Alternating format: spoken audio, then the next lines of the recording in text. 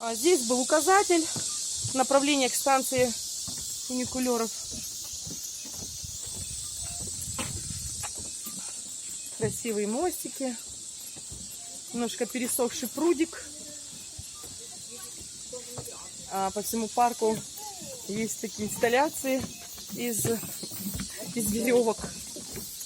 Сказочные персонажи.